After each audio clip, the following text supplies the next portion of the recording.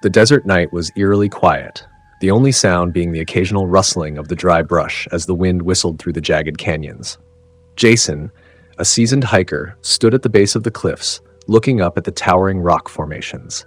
He was deep in Navajo country, far from the well-beaten paths most hikers followed.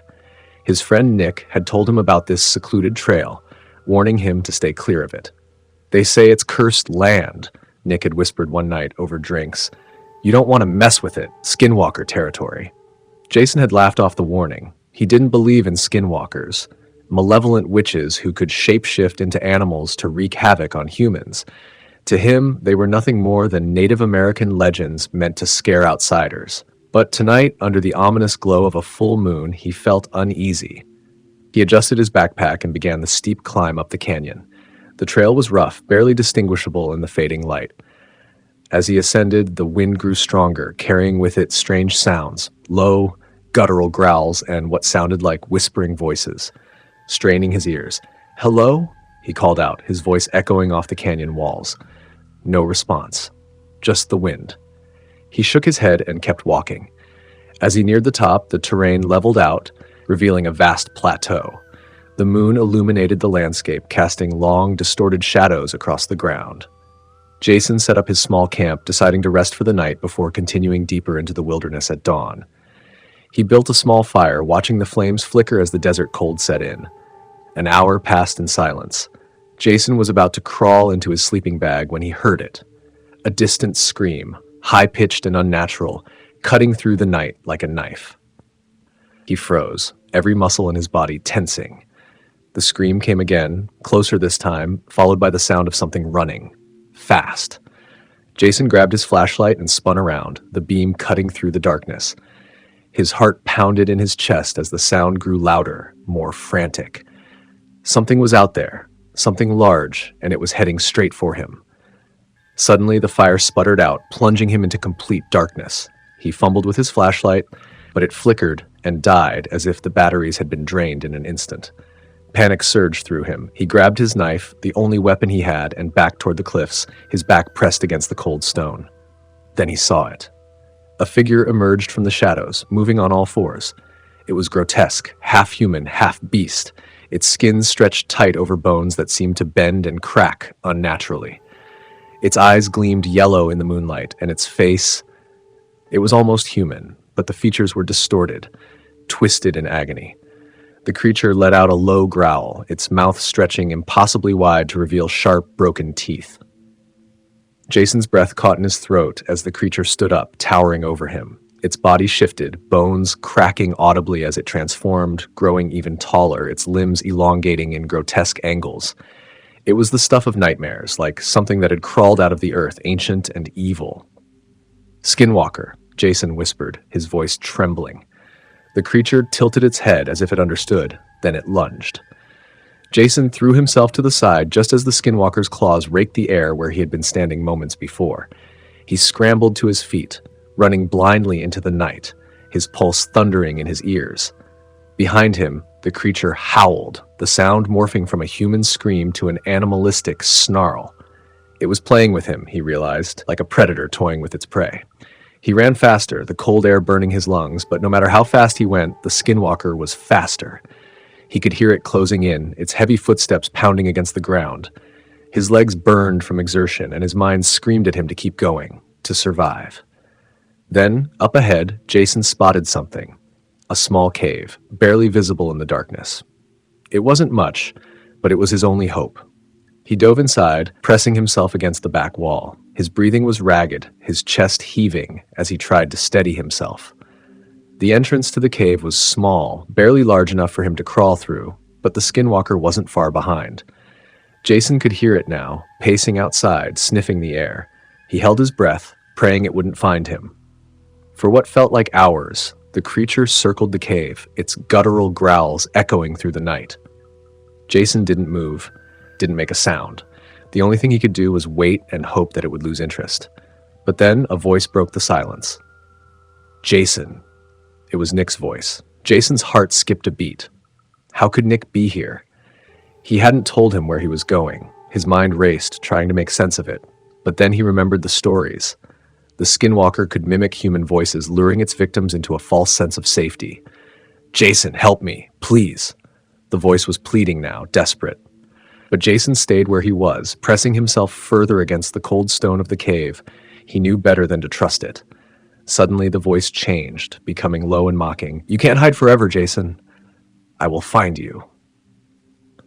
The creature let out a final howl before retreating into the night. Jason didn't move for a long time, waiting until the first light of dawn filtered into the cave. Only then did he crawl out, his body aching from exhaustion. The desert was quiet again, but the fear lingered. He didn't look back as he packed up his things and began the long trek back to civilization. He knew the stories were true now. Skinwalkers were real, and they were always watching. As he reached the edge of the canyon, Jason paused, feeling the weight of unseen eyes upon him. The wind whispered through the cliffs, carrying with it a single word: run. Story the end. Story number 2. It was late October when Caleb first heard about the strange disappearances near Bitter Creek Canyon. A remote stretch of desert, Bitter Creek was notorious for its isolation and eerie reputation. Locals whispered about strange lights and unnatural sounds, but the real fear stemmed from the legend of the Skinwalker. Caleb wasn't one for ghost stories, though. A lifelong hiker, he prided himself on exploring places most people feared to tread. So when his friend Ryan mentioned hiking to Bitter Creek, Caleb was intrigued. "You're crazy, you know that?" Ryan had said. "People have been going missing around there for decades. They say it's cursed, that something's out there watching." Caleb just laughed. "It's probably just animals or people getting lost. You know how stories get blown out of proportion." But Ryan didn't seem convinced. "My grandfather used to talk about the Skinwalker, an ancient Navajo curse, a witch that can take the form of animals to stalk its prey. He said he saw it once, late at night when he was out hunting. Whatever he saw out there scared him so bad he never went back." Despite the warning, Caleb couldn't resist. Something about the canyon drew him in. The desolate beauty of the place called to him, and he needed to see it for himself. Ryan refused to go, but Caleb planned to set out alone. The morning of his hike was crisp and cold, the sky an endless blue overhead. Bitter Creek Canyon sprawled ahead, a maze of jagged cliffs and ancient desert, far from any sign of civilization.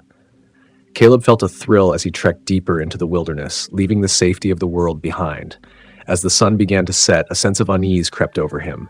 The air felt thick, oppressive, like the land itself was watching him. He set up camp near a shallow stream, but something about the place felt wrong. It was too quiet. No birds. No wind. Only the distant rustle of dry leaves. Caleb sat by his fire, watching the flames dance, trying to shake the feeling that he wasn't alone. The canyon walls loomed like silent sentinels, their shadows stretching across the desert floor. He told himself it was just his imagination playing tricks on him, but then he heard it, a faint whisper carried on the wind. He froze, straining to listen. The whisper came again, closer this time. Caleb's heart raced. It sounded like his name, but twisted, distorted, as if the desert itself was calling to him. "Caleb." He stood, scanning the darkening horizon, but saw nothing. Just the empty canyon and the vast, starless sky. The fire crackled behind him, casting long, flickering shadows. His instincts screamed at him to leave, but his pride wouldn't let him. He was alone, miles from anyone. What could be out here? Then, just beyond the reach of the firelight, something moved. Caleb squinted into the darkness. At first he thought it was an animal, a coyote or a wolf, but as it drew closer, the shape seemed wrong. It was too tall, too thin. It moved on 4 legs, but its gait was unnatural, almost human. He stepped back, heart pounding, as the thing came into view. It was an animal, or at least it should have been. Its skin was pale and stretched taut over bones that jutted at odd angles. Its eyes, hollow and black, gleamed in the firelight. But the worst part was its face, a grotesque mockery of a human face, with a mouth twisted into a horrible grin. Caleb's breath caught in his throat as the creature circled the edge of his camp, its movements jerky and unnatural, like a puppet with its strings cut. It stopped just at the edge of the light, watching him with those empty eyes. He grabbed his flashlight, shining it toward the creature, but the light barely seemed to touch it. It let out a low, guttural growl, a sound that didn't belong to any living thing. And then, in a voice that was a twisted echo of his own, it spoke. "Caleb." His blood ran cold. The creature's mouth moved in a grotesque mimicry of speech, but the sound was wrong, too human, too familiar. It wasn't just calling his name, it was imitating him, taunting him. Panicked, Caleb grabbed his backpack and bolted. He didn't care where he was running as long as it was away from that thing. The creature's laughter echoed behind him, a high-pitched, mocking sound that seemed to come from all directions. He ran for what felt like hours, stumbling over rocks and roots, his lungs burning. The canyon twisted and turned, the shadows deepening as the moon hid behind thick clouds. He couldn't hear the creature anymore, but the silence felt even worse. The air was thick with an unnatural stillness, as if the world was holding its breath. Finally, Caleb collapsed against a boulder, gasping for air. He glanced behind him, expecting to see the creature looming out of the darkness, but there was nothing. Just the empty desert, silent and still. For a moment he thought he'd lost it. Maybe it was gone, or maybe it had never been there at all. But then, from the shadows, came the sound of footsteps. Slow, deliberate footsteps, too heavy to be human. Caleb's heart stopped as a figure stepped into the moonlight. It was Ryan. "Thank God," Caleb gasped. "Ryan, you won't believe what I saw. There's something out here, something." But Ryan didn't respond. He just stood there, staring at Caleb with eyes that weren't his own. "Ryan?" Caleb took a step back, dread creeping up his spine. Ryan smiled, but it was wrong, too wide, too sharp. And then, in a voice that wasn't his, he spoke. "Caleb?" Caleb's stomach dropped. The creature hadn't just taken the form of an animal. It had taken Ryan's face, wearing it like a mask. Its eyes gleamed with a malevolent hunger as it stepped closer. Caleb turned and ran, but the thing was faster. Its footsteps echoed behind him, gaining with every step. No matter how fast he ran, he couldn't escape the sound of his own name, whispered in that twisted, mocking voice. The last thing Caleb heard before everything went dark was the creature's laughter, echoing through the canyon. Caleb was never found. Search parties scoured the canyon, but all they ever found were his backpack and a scattering of bones. The locals don't talk about Bitter Creek anymore. They say the land is cursed, and that at night you can still hear the wind whispering a name that isn't yours. Story, the end. Story number 3. Ben was a skeptic, the kind of guy who didn't believe in anything he couldn't touch or see for himself. When his cousin Dylan suggested a weekend camping trip in Pine Hollow, a secluded spot near their hometown, he didn't hesitate. Dylan loved the place for its untouched beauty, but he also had an ulterior motive. "You ever hear about the Skinwalker legends out there?" Dylan asked with a smirk as they packed the truck. Ben snorted. "You've got to be kidding me. Skinwalkers? Those are just stories." "Maybe, but people have seen things out there. My friend Noah swears he saw one while hunting last year, said it was walking on all fours, but it wasn't a coyote. It looked wrong." Ben rolled his eyes. People see what they want to see when they're scared. Despite his bravado, something about the conversation stuck with him as they drove deep into the forest. Pine Hollow was isolated, far from any town, with towering pines that blocked out most of the sunlight. The place had an eerie beauty, dark, quiet, and unsettling. They arrived in the early afternoon, setting up camp in a clearing near a cold, clear creek. It was peaceful, with nothing but the sound of the wind in the trees and the occasional rustle of wildlife. But as the sun started to dip, the temperature dropped sharply, and the forest seemed to grow unnaturally quiet. Ben noticed the change first. "Why is it so quiet out here?" he asked, looking around. Dylan shrugged, but there was tension in his voice. "It's just the forest at night, man. Relax." They lit a campfire, cooking hot dogs and telling stories. Dylan kept bringing up the Skinwalker, trying to spook Ben, but Ben laughed it off. The stars came out in full force, a blanket of white against the black sky, and for a moment the unease faded. Then around midnight, they heard it, the sound of footsteps, slow and deliberate, coming from the woods. Ben froze, glancing at Dylan. "Is that a deer?" he whispered. Dylan shook his head, his face pale. "Too heavy." The footsteps continued, circling the camp but staying just out of sight. Ben grabbed a flashlight, shining it toward the trees. Nothing but darkness and the faint glint of the creek. "Probably just an animal," Ben muttered, trying to calm himself, but deep down he didn't believe it. The footsteps stopped, replaced by an unsettling silence. Then, from the darkness, came a voice. "Dylan." "Ben." It was barely a whisper, but it was enough to send a chill down Ben's spine. The voice was familiar. Too familiar. It sounded like their friend Noah, but distorted, like a poor imitation of a voice played through a broken speaker. Dylan's eyes widened in terror. "That's not Noah." Ben nodded slowly, gripping the flashlight tighter. "No, it's not." Suddenly, something stepped out of the trees. At first glance, it looked like a deer, but its body was too long, its legs too thin. Its eyes glowed with an unnatural light, and its mouth, if you could call it that, stretched into a twisted, mocking grin. The worst part, though, was the face.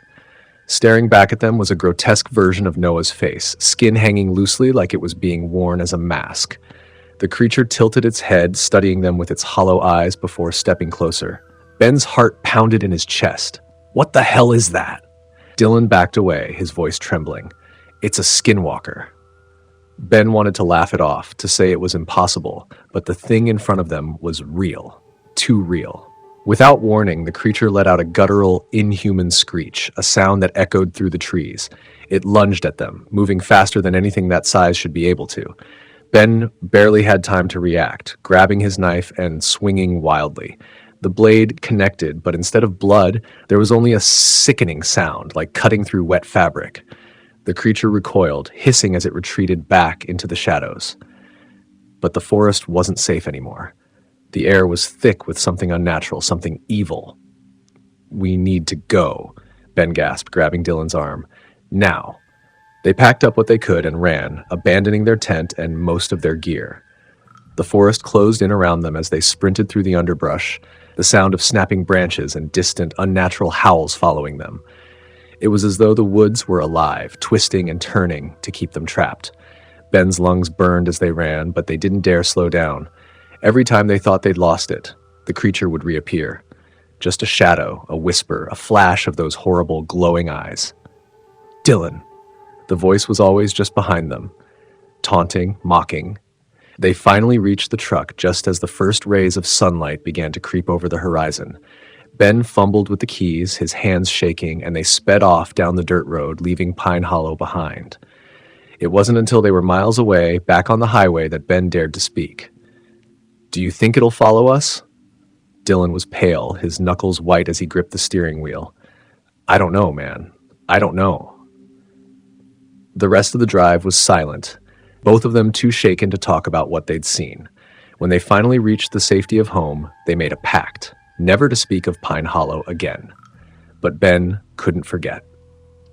Even now, months later, he still hears it sometimes. Late at night, when the world is quiet and the wind rustles through the trees, he can hear the faint sound of footsteps outside his window.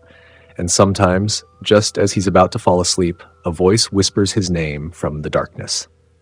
Story the end. Story number 4. The autumn wind howled through the small, dying town of White Oaks, New Mexico. Nestled at the edge of the desert and the foothills of a sprawling mountain range, White Oaks was nearly forgotten, except by those who knew its darker history. Among the locals, there were whispered stories of a curse that lingered in the hills, a curse tied to the Skinwalker. Sam hadn't grown up in White Oaks, but he'd heard the rumors.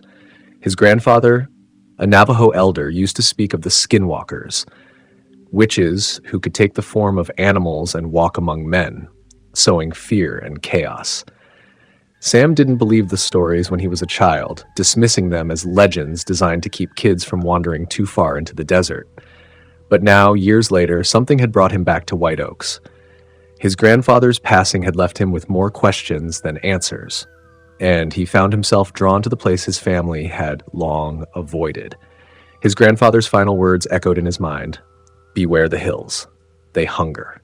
It was late when Sam arrived in White Oaks. The old dirt roads were cracked and overgrown with weeds, and many of the houses were abandoned. His destination was an old family cabin just outside of town, a place no one had lived in for decades.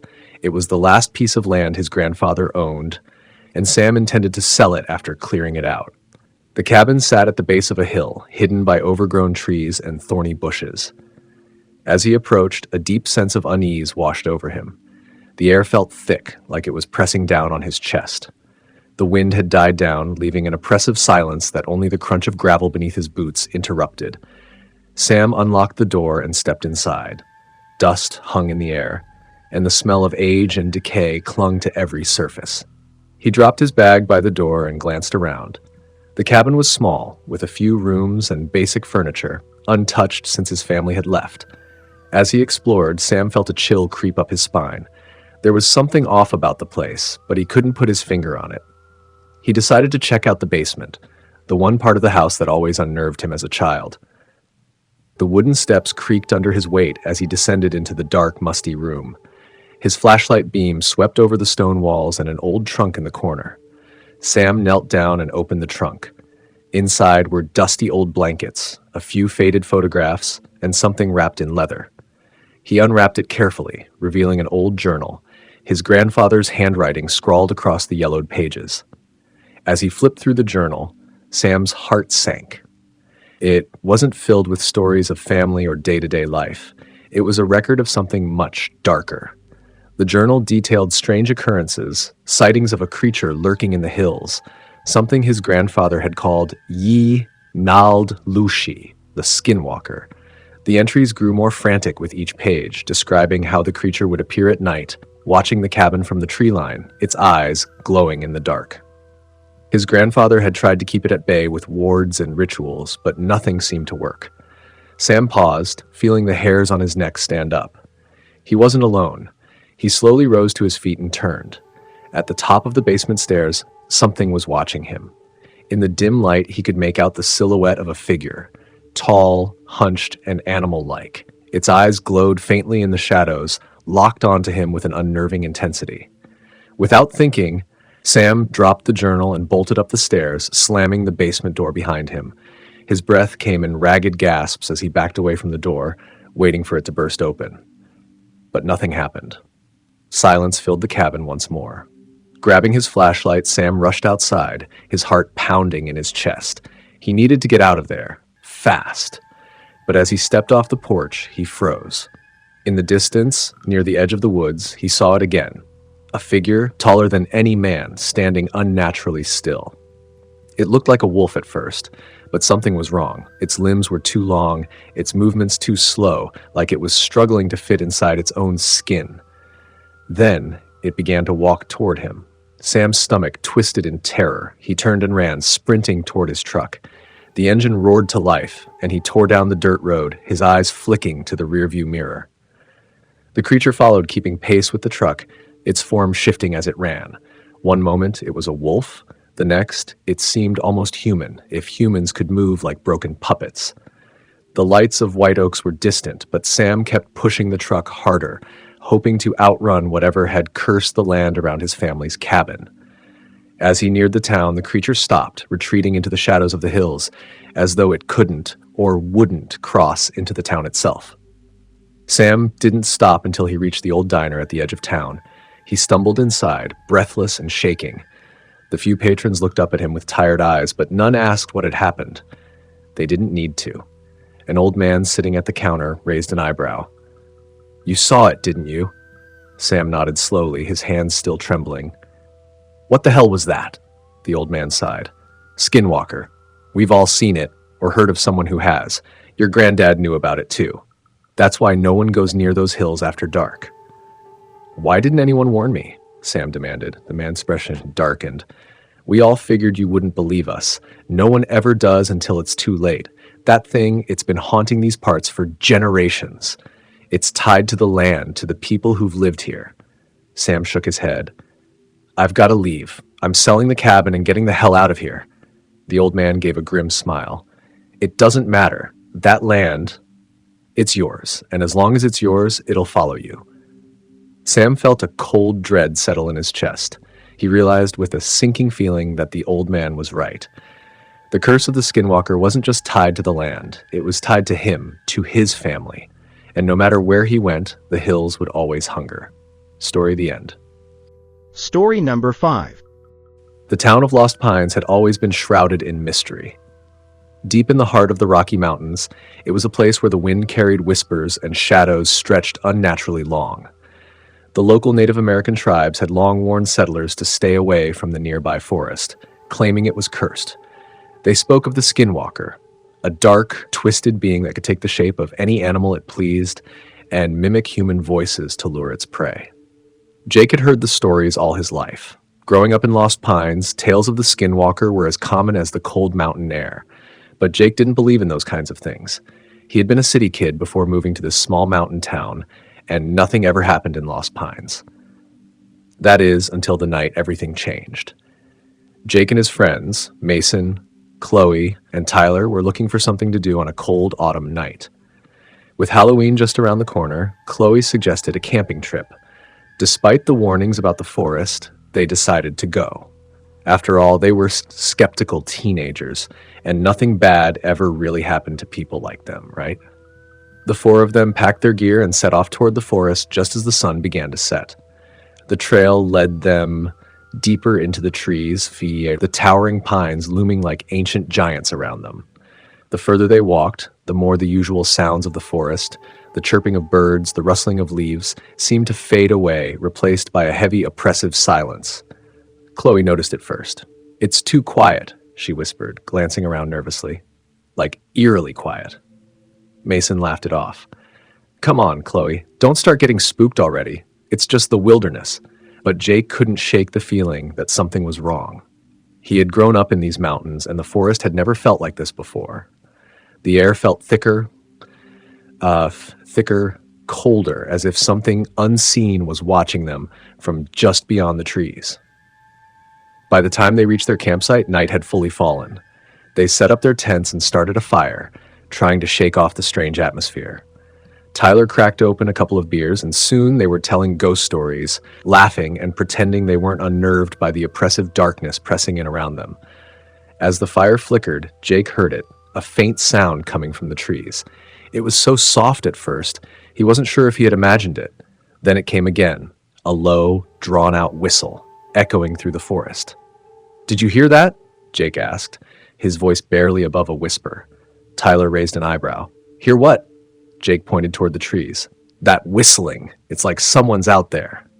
Mason snorted. "Probably just the wind, man. Or some animal." But Jake wasn't convinced. The sound was too deliberate, too rhythmic to be the wind. He stood up, peering into the darkness beyond the firelight. For a moment, there was nothing. Just the vast blackness of the forest. But then, he saw it. At the edge of the clearing, just beyond the reach of the firelight, a figure stood motionless. It was too far away to make out any details, but it looked human, tall and gaunt, with limbs that seemed unnaturally long. "Hey," Jake called out, his heart pounding. "Who's there?" The figure didn't move. It just stood there, watching. "Probably some hiker," Mason said, though his voice wavered. "We're not the only ones in these woods." But Jake wasn't so sure. Something about the way the figure stood, its rigid posture, sent a chill down his spine. "We should go check it out," Jake suggested, his voice tight with unease. Mason and Tyler exchanged nervous glances but agreed. They grabbed flashlights, and the three of them approached the edge of the clearing while Chloe stayed behind at the campfire. As they got closer, the figure seemed to blend into the shadows, becoming harder to see. Jake's flashlight beam wavered as it swept across the trees, but the figure was gone. "Where did it go?" Tyler muttered. "I don't like this," Mason whispered, glancing around. "Maybe we should head back." Just as they were about to turn around, a sound echoed through the trees. A voice. It was soft, barely more than a whisper, but it was unmistakably human. "Help me." It was Chloe's voice. Jake's blood ran cold. He spun around, his flashlight darting back toward the camp. Chloe was still sitting by the fire, but the voice came from deeper in the woods, as if someone were mimicking her. "Chloe?" Jake called out, his voice shaking. Chloe turned to look at them, confused. "What?" There it was again, the same voice, this time more insistent. "Help me."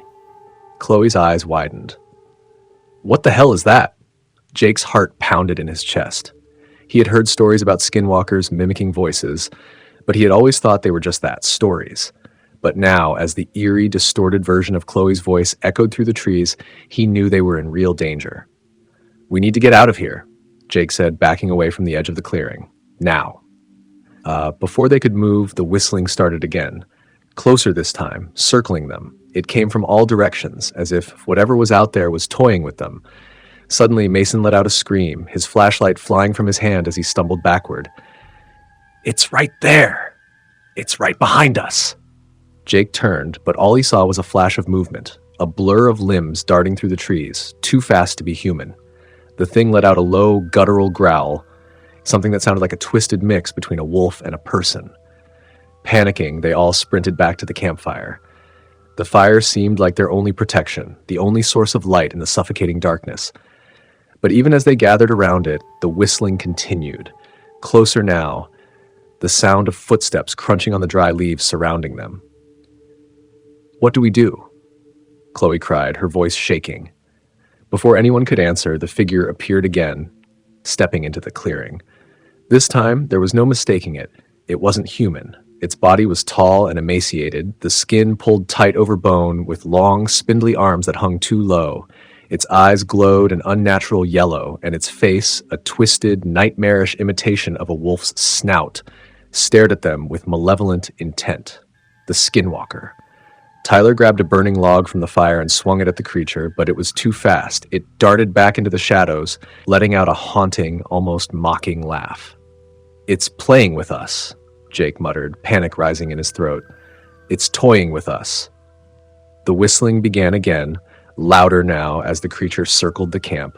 They knew they had to leave, but running into the dark forest with the Skinwalker stalking them seemed like a death sentence. Suddenly, the creature lunged out of the darkness, knocking over the fire, sending embers flying into the air. Chaos erupted as they grabbed their gear and ran.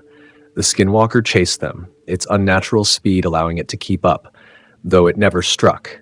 It just followed, growling and howling as it hunted them through the forest. Hours passed in a blur of fear and exhaustion as they ran, barely stopping, hoping that the dawn would bring some kind of safety. Finally, as the first rays of sunlight pierced the trees, the creature stopped.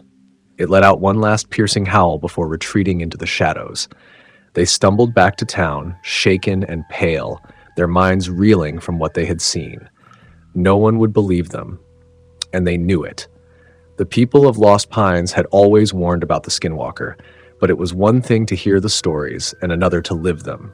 Even now, as they lay in their beds at night, they can still hear the faint sound of whistling, carried on the cold mountain breeze. Story the end. Story number 6. The town of Bitter Creek was a forgotten speck on the map, tucked away in the high desert of Arizona.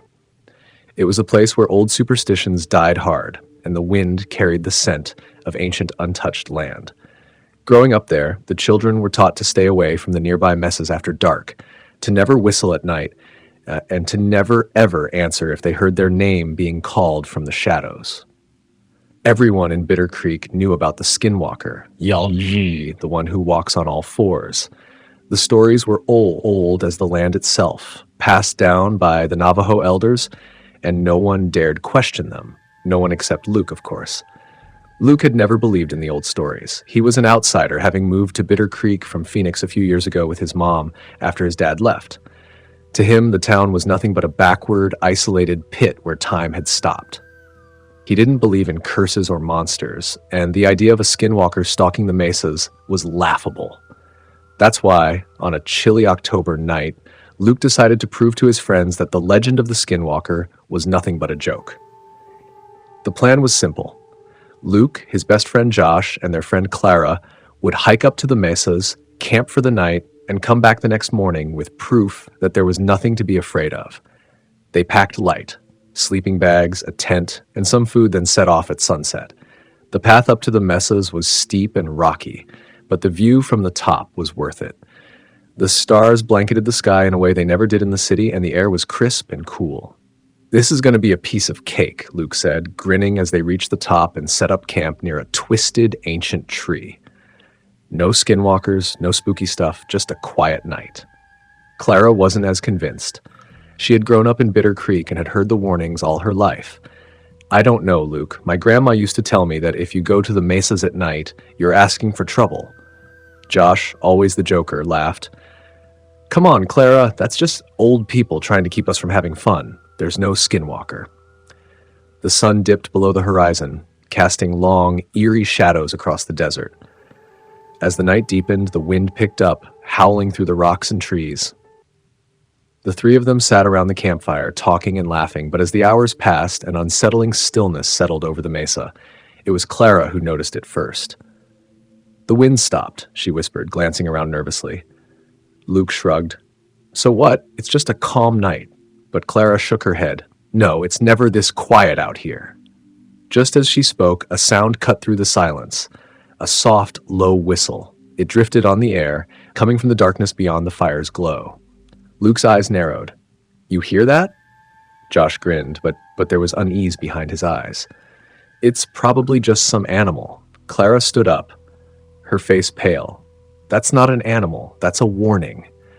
Before anyone could respond, the whistle came again, closer this time.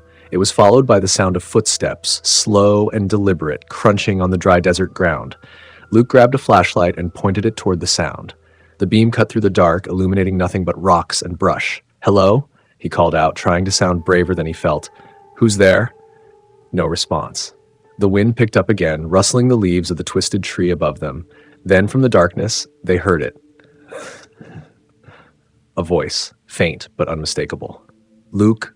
The voice was wrong. It sounded like his mother, but distorted, like it was being spoken through a broken radio. Luke froze, his heart hammering in his chest.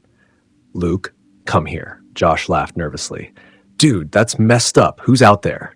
But Luke knew that voice. It couldn't be his mother. She was miles away, back in town. His skin prickled with fear, and the warnings he had ignored all his life began to echo in his mind. Clara stepped closer to the fire, her eyes wide with terror. That's not your mom, Luke. We need to go. Now. The voice came again, this time from the opposite direction. Luke, come here. Suddenly, something moved at the edge of the firelight. A shadow, tall, twisted, and wrong, stalked toward them. It moved on all fours, but it wasn't an animal. Its limbs were too long, its joints bent the wrong way, and its face looked almost human, stretched into a grotesque mask of flesh. Holy, Josh stumbled back, his eyes wide with horror. What the hell is that? Clara grabbed Luke's arm, her voice shaking. It's a skinwalker. Luke's disbelief melted away in an instant. The thing in front of them was real. Too real. Its eyes glowed with an unnatural light as it stepped closer, its mouth stretching into a sickening grin. We have to run, Clara shouted, pulling Luke toward the trail. They grabbed their gear and ran, leaving the fire and the camp behind. The creature didn't chase them immediately. It watched, almost as if it was savoring their fear. But as they stumbled down the rocky path, it let out a bone-chilling screech and began to follow. Luke's heart pounded in his ears as they ran, the creature's footsteps echoing behind them. It was fast, too fast for something that big, and no matter how hard they pushed, it stayed just behind them, growling and screeching, like it was toying with them. The moon was high overhead when they finally reached the bottom of the mesa, panting and exhausted. They collapsed on the dirt road leading back to town, glancing back at the shadowy hill behind them. The Skinwalker was gone, vanished into the night. For a moment, they sat in stunned silence, catching their breath, their minds struggling to process what had just happened. Josh broke the silence, his voice shaky. What the hell was that? Clara wiped her eyes, her voice barely a whisper. I told you, it was a skinwalker. Luke didn't argue. He couldn't. The thing they had seen, the voice it had used, it was all too real. The old stories weren't just stories, they were warnings, and they had ignored them. As they limped back into Bitter Creek, the wind began to howl again, carrying with it the faintest sound of whistling, as though the skinwalker was still out there, watching, waiting for them to return. Luke never spoke about what happened that night, but every time he heard the wind whistle through the trees, he was reminded that the skinwalker was real, and it was never far from Bitter Creek. Story the end. Story number 7. Black Hollow was a place people avoided. Nestled deep in the Navajo Nation, the Hollow had a reputation that stretched far beyond the reservation borders. Its name carried weight, a sense of dread that made the hair on the back of your neck stand on end when spoken aloud. The elders had always warned the younger generation to stay away from Black Hollow. They spoke of an ancient evil, a creature that could mimic voices, shift shapes, and bring death to anyone who ventured too far into its territory. They called it Yi Naldlushi, the Skinwalker. Tom had grown up hearing the warnings. His grandmother, a medicine woman, would often tell him stories of the Skinwalker as she worked her crafts. She'd tell him how it once was a powerful healer, a shapeshifter who used its abilities for good until greed and jealousy twisted its soul. Now the Skinwalker hunted the living, taking the form of animals and humans alike, its hunger for power and fear never sated. Tom didn't believe in any of it, at least not until his older brother Cody went missing. It had been 2 weeks since Cody had disappeared while hiking near Black Hollow. Search parties had combed the area, but there was no trace of him. No footprints, no broken branches, nothing. It was as if he had vanished into thin air. The authorities eventually gave up, chalking it up to a possible animal attack or simply a case of getting lost in the wilderness. But Tom couldn't accept that. Cody was experienced in the outdoors. He wouldn't have just wandered off without a trace. The hollow was the last place anyone had seen Cody. The elders in the village said the Skinwalker had taken him. Tom's grandmother had begged him not to go looking for his brother, warning him that whatever took Cody would be waiting for him too. But Tom couldn't sit by and do nothing. He had to know what happened, even if it meant facing something he didn't believe in. So, on a moonless night, with only a flashlight and a hunting knife for protection, Tom set out for Black Hollow. The air grew colder as he approached the hollow, the wind carrying strange sounds that made the trees groan and creak. The further he went, the quieter it became. No animals stirred, no insects chirped, just the silence of a place untouched by time. Tom's heart pounded in his chest as he crossed the threshold into Black Hollow. The place had a presence, something oppressive that made it hard to breathe. The flashlight's beam cut through the darkness, but even the light seemed weaker here, swallowed by the night. He called out into the stillness, "Cody!" His voice echoed, bouncing off the trees and fading into the void. Nothing. No response. Tom pushed deeper into the hollow, his senses on edge. The stories of the Skinwalker whispered through his mind, but he forced them down. He had to stay focused. Cody needed him. Then he heard it, faint at first, but unmistakable. A voice. A human voice. "Tom!" He froze, his blood running cold. It was Cody's voice. "Tom, help me!" The voice came from deeper within the hollow, barely above a whisper, but something about it wasn't right.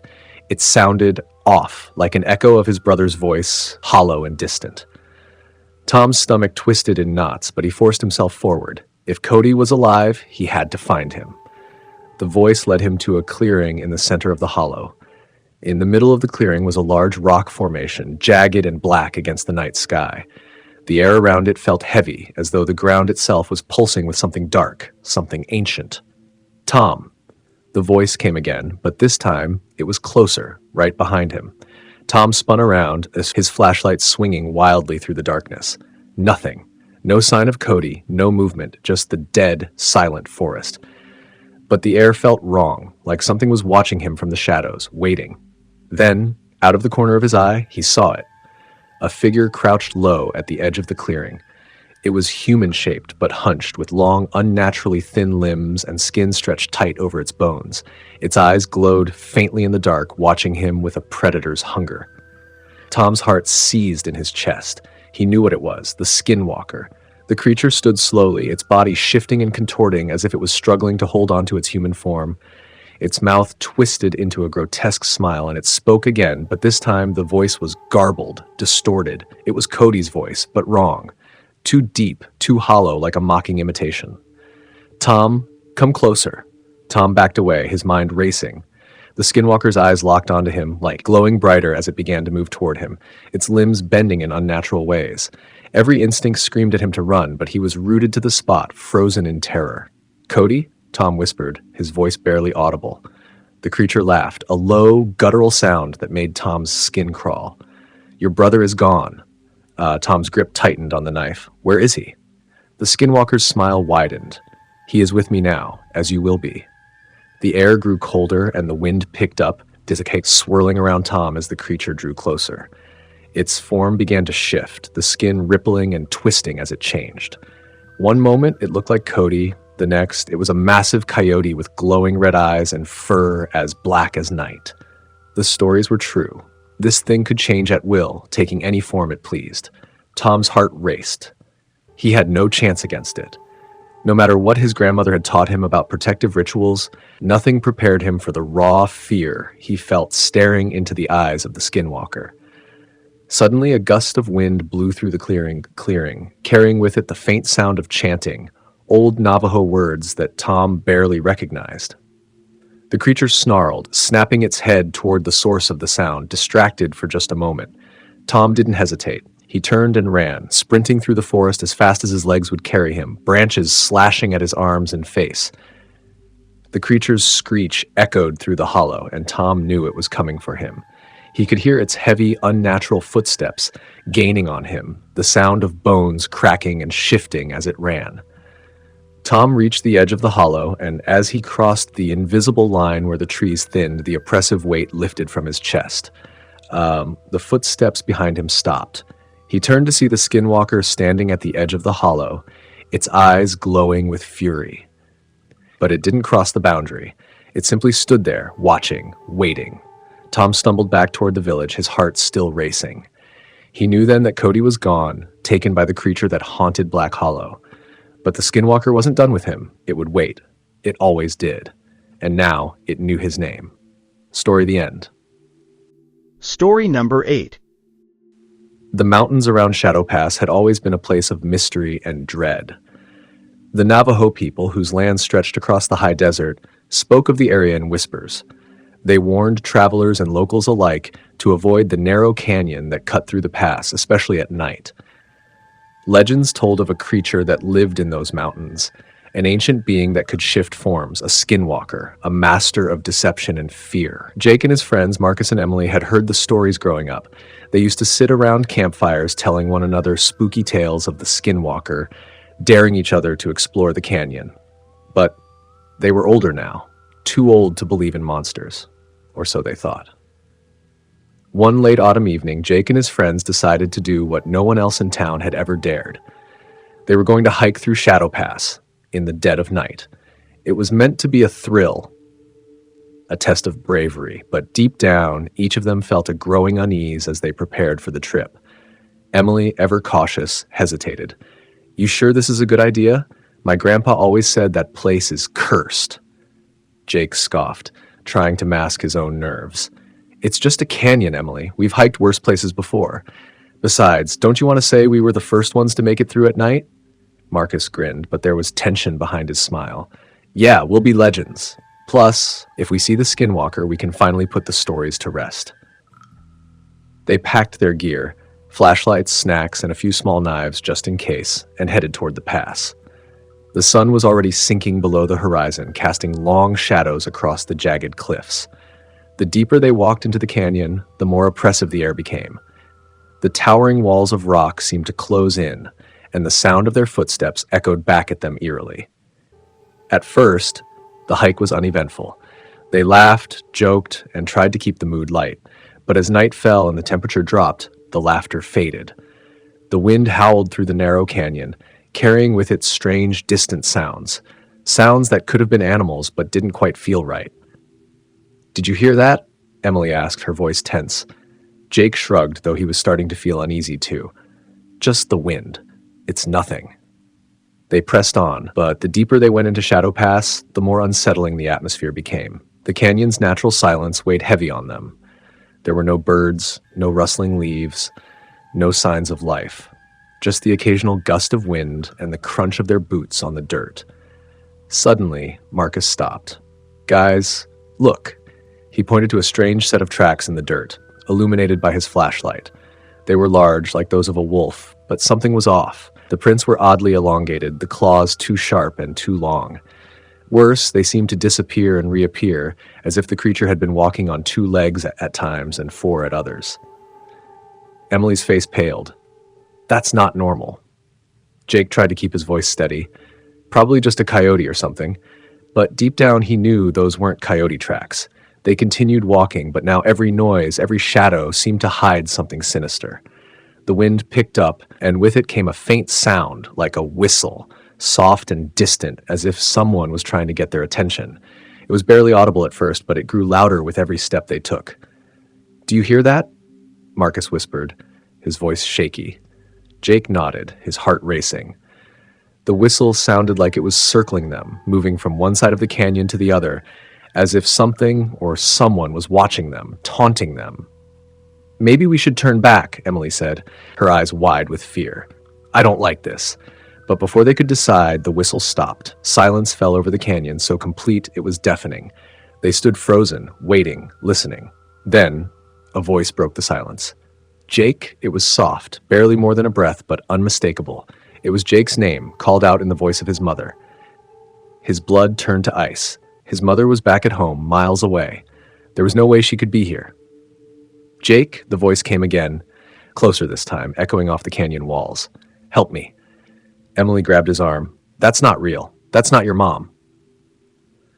Jake nodded, but he couldn't stop the fear from crawling up his spine. He had heard the stories about skinwalkers, how they could mimic voices, lure people into the darkness. We need to leave, Marcus said, his voice barely above a whisper. But before they could move, the voice shifted, becoming something else. Marcus, Emily. It was their voices now, twisted, distorted. The shadows around them seemed to shift as well, growing longer, moving unnaturally. Then, they saw it. At the far end of the canyon, just beyond the reach of their flashlights, stood a figure. At first glance, it looked like a person, tall, thin, cloaked in darkness. But as they watched, the figure's body began to twist and contort, its limbs elongating, its movements jerky and inhuman. Its face, if it even had a face, was hidden in shadow, but its eyes glowed faintly, reflecting the light from their flashlights like those of a predator. Emily let out a choked gasp. Run! They didn't need to be told twice. They turned and sprinted back the way they came, their breath coming in ragged gasps, their footsteps pounding the earth. Behind them, they could hear the creature moving, its steps unnaturally fast, keeping pace with them no matter how hard they ran. The canyon walls seemed to close in on them as they ran, the darkness pressing down like a living thing. The creature was gaining on them, its breath a low, rasping sound, its voice still calling out in their names. Jake, Marcus, Emily. They burst out of the canyon into the open desert where the moon hung low in the sky. Only then did they stop, gasping for air, their hearts racing. They looked back, but the creature was gone. The entrance to Shadow Pass was silent once more, the wind still. For a long moment, they stood there, staring into the dark, waiting for something to emerge. But nothing came. Jake swallowed hard, his mind racing. The Skinwalker was real. The stories were true. They had come face to face with an ancient evil, and somehow they had survived. But as they made their way back to town, they knew one thing for certain. The Skinwalker was still out there, watching, waiting. And the next time someone ventured into Shadow Pass, it might not let them go so easily. Story the end. Story number 9. Deep in the heart of the Navajo Nation, nestled between barren plateaus and rocky hills, lay the small, isolated village of Red Rock. The land was quiet, with stretches of desolate desert where the wind whispered through the cracks of the red stone. It was a place where ancient legends were told, stories that clung to the land like shadows, and no story was more feared than that of the Skinwalker. Kara had grown up in Red Rock, raised on the tales of the old ones. Her grandmother, a woman of great wisdom and power, often spoke of Yi Naldlushi, the Skinwalker, during long, quiet nights when the wind howled. Kara had always taken the stories seriously, unlike some of the other kids in the village who scoffed at them as myths, but even she had never truly believed she would encounter one. It started with a scream, a long, shrill cry that cut through the stillness of the night. Kara jolted awake, her heart pounding in her chest. The scream echoed through the village, followed by a silence so thick it pressed down on her like a heavy weight. The scream had come from the nearby hills, the ones her grandmother had always warned her about. Never go there at night, she would say. That's where the Skinwalker hunts. Kara sat up in her bed, her pulse racing. She glanced at her phone. 3:12 a.m. No one else in the house stirred, and outside, the village was deathly quiet. She swallowed hard, telling herself it was probably just an animal or the wind, but something inside her knew better. Then she heard it again. This time, it wasn't a scream. It was a voice, faint but clear, carried on the wind. Kara. She froze, her blood turning to ice. It was her mother's voice. But her mother had passed away 5 years ago after a long battle with illness. Kara, come to me. The voice was coming from outside, from the direction of the hills. A wave of fear swept over her. Her grandmother's warnings echoed in her mind. If you hear your name called at night, don't answer. It's not who you think it is. But the voice, it sounded so real, so much like her mother. Kara's heart ached with longing, and despite every instinct telling her to stay in bed, She found herself slipping out from under the covers. She crept to the window and peered out. The village was bathed in moonlight, the hills rising dark and foreboding in the distance. "Kara!" The voice came again, closer this time. Her throat tightened as she watched the shadows at the edge of the village, her heart pounding in her ears. Suddenly, she saw movement, something tall and thin, standing just at the base of the hills. At first, it looked like a person, but there was something wrong. Its limbs were too long, its stance unnatural, hunched as though it were hiding its true shape. Her breath caught in her throat as the figure began to move toward the village, its steps slow, deliberate. The closer it got, the more she could see its form shifting, its body twisting like it was struggling to maintain its disguise. For a brief moment, it appeared to wear her mother's face, but the features were distorted, stretched unnaturally. Her stomach churned with fear. This wasn't her mother. It was something else. Something ancient. Something evil. A knock came at the door. "Kara, open the door, sweetheart." It was her mother's voice again, but this time it was flat, lifeless, like a recording played over and over. Kara backed away from the window, her chest tight with panic. She knew now what this was. The stories were true.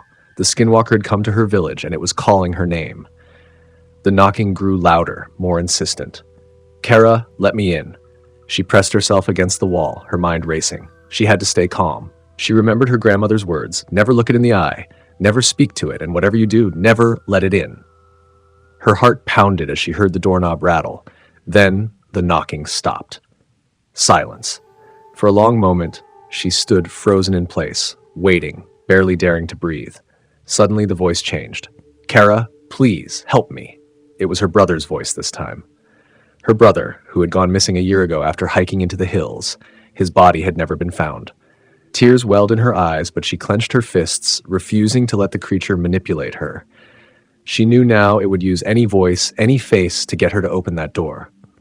"Kara," the voice crooned, growing more distorted with each passing second. "Please." The wind outside howled, and the house groaned as if the very walls were bending under the pressure. The air inside grew thick, oppressive.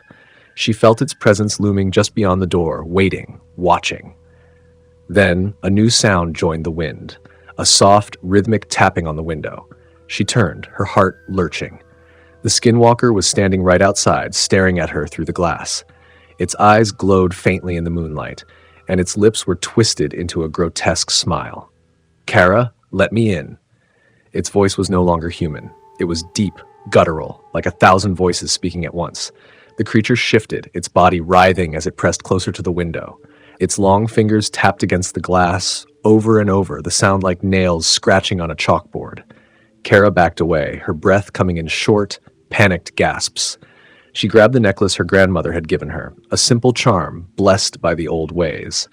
It was supposed to protect her from evil. But standing there, facing the Skinwalker, she wasn't sure if it would be enough. The creature's face twisted, its eyes narrowing as it stared at the charm. For a moment, it seemed to hesitate, its form flickering like a shadow caught in a gust of wind. Then with a final bone-chilling screech, it vanished. The wind died down, and the house fell silent once more. Kara stood there, trembling, the charm clutched tightly in her hand. She didn't dare move, didn't dare breathe, until the first rays of dawn began to break over the horizon. She had survived the night. But as she looked out at the hills, she knew the Skinwalker wasn't gone. It was out there, waiting, and it would return. Because once the Skinwalker knew your name, it never forgot. Story the end. Story number 10. When I first moved to the remote mountain town of Loma Vista, nestled deep in the high deserts of New Mexico, I was warned about the Skinwalkers. The locals treated the stories like fact, warnings handed down from the Navajo people whose ancestral lands stretched across the desolate terrain. But I dismissed them as folklore, tales spun to scare outsiders like myself. That was before I spent a night in the woods alone. I had taken the job as a forest ranger, eager for solitude and the peace that came with living far from the chaos of the city. The wilderness surrounding Loma Vista was beautiful. Rugged cliffs, towering pines, and vast, empty plains where you could see for miles. But the locals were wary of venturing too deep into certain parts of the forest, especially near Black Creek, a narrow stream that cut through the canyon at the edge of the reservation. "Stay clear of the creek at night," warned Tom, an old man who worked in town. "That's Skinwalker country." I had heard the legends, stories of shapeshifters, witches who could take the form of animals to wreak havoc on those who crossed their path. But I didn't believe in such things. So when my supervisor asked me to spend a night patrolling the Black Creek area, I didn't hesitate. The hike to the creek was uneventful, the early evening sun casting long shadows across the canyon. The air was crisp, and the only sounds were the rustle of leaves in the breeze and the occasional caw of a distant crow. I set up my small camp near the water's edge, feeling confident. I had spent countless nights alone in the wilderness before, and this would be no different. As the sun dipped below the horizon, the temperature dropped quickly. I wrapped myself in my jacket and stoked the small campfire, had the flames flickering weakly against the growing darkness. The forest around me seemed to come alive with the night, the sounds of nocturnal animals echoing through the trees. I could hear the distant howl of coyotes and the occasional rustle of something moving in the brush nearby. I didn't think much of it. There were plenty of animals in these woods, and none of them posed a real threat. But then, as the night deepened, I heard something that made my skin crawl. It started as a low, guttural growl, almost like a coyote, but much deeper, more primal. The sound seemed to come from just beyond the circle of light cast by my fire, out of sight, but close enough to make my heart race. I stood up, shining my flashlight into the darkness, but saw nothing. The growl came again, closer this time, and with it, a sound like something large moving through the brush. I squinted into the blackness, trying to make out the shape of whatever was lurking there, but the light from my flashlight barely penetrated the dense trees. I told myself it was just an animal, maybe a wolf or a large coyote, but something about the sound didn't feel right. There was an intelligence to it, a deliberateness. Then I heard the voice. "Help me." It was faint, barely more than a whisper, but it was unmistakable, a human voice coming from the darkness. I froze, my blood turning cold. There was no one else out here. I was miles from the nearest road, and I hadn't seen another soul since I left town. "Please, help." The voice came again, a desperate plea that sent chills down my spine. I scanned the trees with my flashlight, searching for the source, but there was nothing, just the endless black void of the forest. I backed toward my campfire, my heart pounding in my chest. The voice sounded so real, so desperate, but every instinct I had was screaming at me to stay away. I had heard stories about skinwalkers using voices to lure their victims, mimicking cries for help to draw people into the darkness. The voice came a third time, closer now, almost right behind me. "Please, help me." I spun around, my flashlight trembling in my hand. For a split second, I thought I saw something. Just a flicker of movement at the edge of the trees. A tall figure, hunched and twisted, with limbs too long and too thin to be human. And then it was gone. My breath caught in my throat. I backed up even further, nearly stumbling over my own feet as I returned to the safety of the fire. I knew now that this was no ordinary animal. It was the Skinwalker, and it had found me. I sat by the fire, gripping my flashlight tightly, my eyes scanning the darkness for any sign of movement. The wind picked up, carrying with it strange sounds, the rustling of leaves, the snap of twigs, and that horrible low growl that seemed to circle me, closing in.